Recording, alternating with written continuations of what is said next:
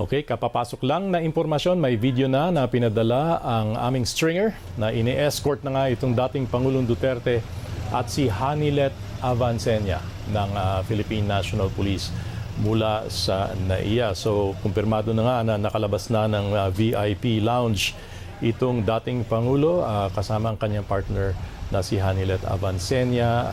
Makikita sa video ang napakaraming mga opisyal ng Philippine National Police, CIDG, na ini-escortan nga itong si Pangulong Duterte. Dadalhin sa isang venue, aalamin namin kung saan nga dadalhin itong dating Pangulo dahil kanina, base sa mga nakapanayam ng ating mga reporters doon, ay wala pang eksaktong lugar kung saan nga dapat dalhin o saan patungo itong si dating Pangulong Rodrigo Duterte. So hindi pa natin matiyak kung saan nga dadalhin o saan tutungo itong van lulan ang dating Pangulo. Saka papasok lang na informasyon kasama nga ni Pangulong Duterte, dating Pangulong Duterte ang kanyang partner na si Hanilet Avancenia. Dumating sila ng bansa kaninang umaga mula Hong Kong. So, tabayanan po, malalaman natin saan talaga dadalhin si dating Pangulong Rodrigo Duterte mula dyan sa VIP area ng Ninoy Aquino International Airport. Kanina nakausap natin ang ating reporter na si Bea Cuadra, nilarawan sa atin kung ano ang nangyayari sa labas ng airport. Alamin natin, makakuha siguro tayo ng karagdagang informasyon galing kay Senator Bongo na nasa linya ngayon ng telepono. Senator Bongo, magandang umaga. Senator Bongo, magandang umaga po. Stanley Palisada po. Senator? Okay. Nawala ang naputol ang linya natin kay Senator Bongo. Tatawagan natin siyang muli para alamin. Can you hear me? Yes, Senator Bongo, good morning. Stanley Palisada. Good morning po. Okay. Magandang umaga po. Magandang umaga. So far nakita natin na itong si dating Pangulong Duterte ineskortan at pasakay ng isang van. Saan po sila papunta? Papunta po sa Villamor Air Base. Actually, papunta pa po ako ngayon sa kung saan naroroon si dating Pangulong Duterte.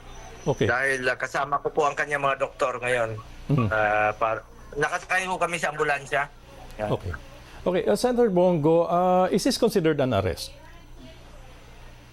Hindi ko pa po nakikita kung meron siyang warrant of arrest. Dahil lang natin ang kanyang mga abogado.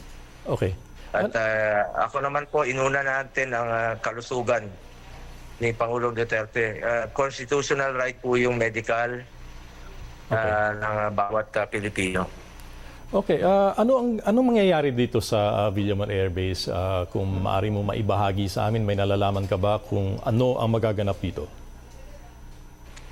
Hindi ko pa po alam sa ngayon, sir. No? Antayin lang natin. Once na nakausap na natin si dating Pangulong Duterte. Okay. Gaya ng sinabi ko, siguraduhin mo na natin, he is 80 years old na po. Kung kakayanin ba ang kanyang kalusugan, 80 years old na po si Tatay Digong. Okay. May nakausap po ba kayo? I know you were not able to speak to the President this morning, pero may nakausap po ba kayong kasama sa kanyang party na lumapag mula Hong Kong? Opo, kasama niya yung mga abogado niya, si former Secretary Major Zea. Kasama naman po sila kanina. Ano naman po ang naikwento niya sa inyo tungkol sa posibleng mood o yung nararamdaman? Susunod naman, susunod naman po si dating Pangulong Duterte raw sa batas. No? Kaya po siya, sumama po siya. Gusto ipakita muna what a legal basis. Okay. What do you fear most about the former president now? Ito bang kalusugan niya? Sinabi mo kanina may kasama kang doktor, nagdala ka ng ambulansya para sunduin siya. Nakikita niyo ba? Nakikita niyo ba ako sa rin ngayon? Yung sa ngayon, Can you see me sa screen? Yes. You're on board an ambulance. Ayan, kasama niyo yung mga medics. Ito. So, ang primary concern po namin, ang kalusugan niya. Okay. Dahil tomorrow po, he is scheduled for medical procedure. Okay. Kaya nga po sa dadaan ng Manila, tomorrow March 12. Ano po yung doktor niya? Mm. Ano po yung medical procedure? Ang doktor na po makakasagot. Tandaan natin, 80 years old na po siya sa March 28. Okay. Okay. So what do you expect to accomplish? Susunod kayo ng Villamor Air Base.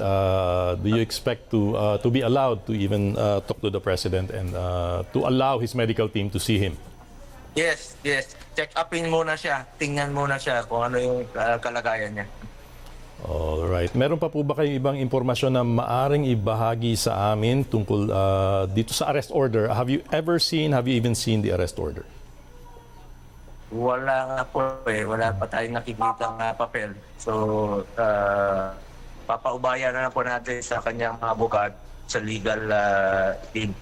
Okay. Ano? Sinisigurado ko muna yung kalusugan niya. Yan ang ako ko sa kanya, no? Ang kanyang kalusugan.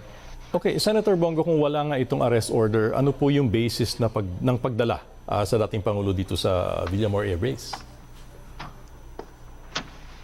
Dalhin po. Sir. Ano po yan? Yes, if there was no arrest order, ano po ba yung basehan ng pagdala sa kanya sa Villamor Air Base? Hindi ko po alam. Hindi ko pa po alam. Dahil, I don't know kung anong binasa sa kanya kanina. Antayin lang po natin ang kanyang mga abogado. Okay, on that note, maraming salamat, Senator Bongo. Nasa loob pa po. Nasa loob pa po, sir. Can I cut you kasi, Yeah. sorry may Yeah. mga mag-interview rin po. Sige. Update na lang po namin kayo. Sige, maraming salamat po, Senator Bongo. Manghinahon po kayong lahat mga kababayan ko. Importante muna kalusugan. Alam kong mahal natin si Tatay Digong. Importante muna kalusugan niya. Salamat po. Okay, maraming salamat po. That was Senator Bongo. We were talking to him a while ago. He was on board an ambulance. He was with some medical personnel, some medics, and even some of the president's doctors who were supposed to check on his health this morning upon his arrival. But apparently, Senator Bongo was saying they were not allowed o hindi sila pinayagang pumasok dito sa VIP area ng Ninoy Aquino International Airport Terminal 3 kung saan dinala ang dating Pangulo. At sinasabi rin ni Senator Bongo na dumaan ng Metro Manila itong dating Pangulo. It did not fly direct to Davao dahil sa isang medical procedure o isang check-up na supposed to be isasagawa bukas. No? So sa ngayon, nakita natin kanina, may video rin, contributed video na nagpapakita na dinala na nga itong si dating Pangulong Duterte sa Villamor Air Base. Senator Bongo, tinanong natin siya kanina kung ano ang mangyayari sa Villamor Air Base at sinasabi niya hindi niya alam. He has not seen any commitment order or any arrest warrant for the President. Although umaasa siya na nasa mga abogado na ang magiging susunod na hakbang kung anong mangyayari nga at anong gagawin para labanan nga itong pag-aresto sa Pangulo. Ngayon, antabay tayo for additional updates sa Villamor Air Base kung saan dinala ang dating Pangulo. Sinasabi lang ni Senator Bongo kanina sa mga taga-suporta na maging mahinahon at manalangin din. Sa kalusugan ng Presidente, sinasabi ni Bongo, ni Senator Go na 80 years old na nga itong si dating Pangulong Duterte at marami na ring mga health challenges. So sa kanya, yun ang pinakamahalagang bagay na maaaring gawin ngayon at tiyakin ang kalusugan at ang pakiramdam ni dating Pangulong Duterte. Kaya papunta na rin ngayon ang medical team nito sa Villamor Air Base.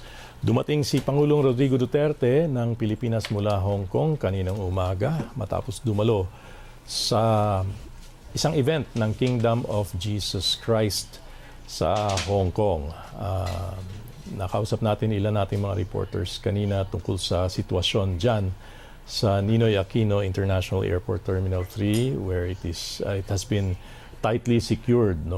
Napakaraming police personnel ang nakaabang sa periphery nga nitong airport maging sa loob ng terminal, particular sa VIP room ng NAIA kung saan dinala agad si Pangulong Duterte pagkalapag nito.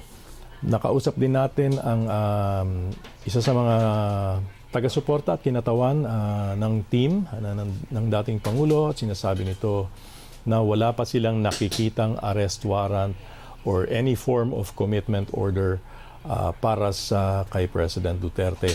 At sa ngayon, wala pa rin silang detalyeng maibabahagi kung ano nga itong mga dokumentong ibinigay o pinakita kay Pangulong Duterte sa kanyang pagdating. Marami pang hindi tiyak na mga impormasyon kung saan nga dadalhin at kung ano pa yung ini-expect ngayong araw. Pero yung assurance nga nitong ni Senator Bongo na ang kanyang legal team ay handang humarap, ang legal team ng dating Pangulo handang humarap sa anumang mangyayari ngayong araw.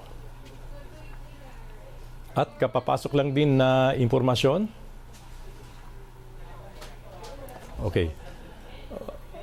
Okay, so wala pang inaantabayan na namin. We have two news teams there covering at the Ninoy Aquino International Airport. Hopefully, naka-convoy din ang mga ito sa Villamor Air Base kung saan sinasabing dadalhin si dating Pangulong Rodrigo Duterte kasama ang kanyang partner na si Hanilet Hickman, na kasabay niya rin na dumating mula Hong Kong. Ayon naman kay Senator Bongo, hindi niya direktang nakausap si Pangulong Duterte kanina sa kanyang pagdating. Pero nandoon ang legal team, may mga kasamang legal team si Pangulong Duterte sa flight na iyon mula Hong Kong. At naglabas na rin ng statement si President Duterte, si former President Duterte, bago ang kanyang pagdating kaninang umaga. Sinasabi niya, wala akong maalala na ginawa akong kasalanan. Marami akong ginawa na hindi nagustuhan ng iba or maybe lahat, but I did it for my country. This is quoting a statement that was released by former President Duterte kanina bago lumapag sa Ninoy Aquino International Airport. At sinasabi niya rin na hindi ako yumaman, wala akong nakuha, pobre pa rin. Pobre is Visayan for mahirap. Pobre pa rin ako at wala kayong nakitang nadagdag ni isang nipahat sa bahay ko. Wala kayong nakita na bagong kotse. So this has been the statement of former President asserting his innocence dito sa mga paratang sa kanya, lalo na sa corruption charges. Sinasabi niya hindi nagbago ang antas ng kanyang pamumuhay mula siya ay naupo bilang Pangulo ng Pilipinas hanggang sa ngayon as a private citizen. No? So may statement na ibinahagi si Pangulong Rodrigo Duterte bago siya lumapag